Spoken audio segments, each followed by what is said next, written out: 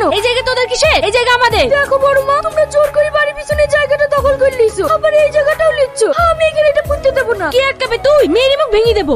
আমি জানি বড় মা, তোমরা শুধু মারতেই পারবা, কিন্তু যখন আমরা দুমুঠো খেতে পাই না, ওই তখন তো কেউ খোঁজ নাও না। আমি শুনেছিলাম বাবা মা না থাকলে চাচা চাচিরাই তাদের আগলে রাখে, কিন্তু তোমরা গায়ের জোর থেকে সবকিছু দখল করে নিচ্ছ। আমাদের দুই ভাই বোনের ভবিষ্যতের দিকেও তাকাচ্ছ না। বাবা, তোমার ভাই মেয়ের কথা শুনেছো? খুব বড় হয়ে গেছিস না? যা এখান থেকে। এইটা কি মকসুদ ভাইয়ের বাড়ি? কেন?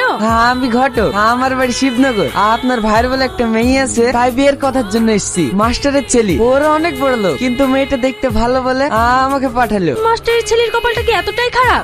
মানে? তাহলে এই মেয়ের সাথে বিয়ের কথা বলতে আসবেন কেন? আপনি কি বলছেন? আমি তো কিছুই বুঝতে পারছি না। এই সেই মেয়ে, ভীষণ ঝগড়াটে। সকালবেলা উঠে আমার সঙ্গে ঝগড়া লাগিছে, ছোটবেলায় বাপটাকে খাইছে, মাটা আবার অন্য ছেলের হাতে চলে গেছে। আর তারই মেয়ে, তাহলে ভাবেন কেমন হবে? এ আপনি কি বলছেন? হ্যাঁ, কি রানাগরে শেষ নাই।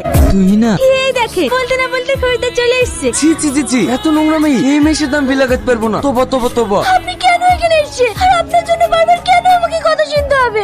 না, আমি তোমাকে ভালোবাসি। আমি আপনাকে ভালোবাসি না কতবার বলবো? আপনার কি লজ্জা কিনা কিছু নেই? রাজা থেকে দেখি।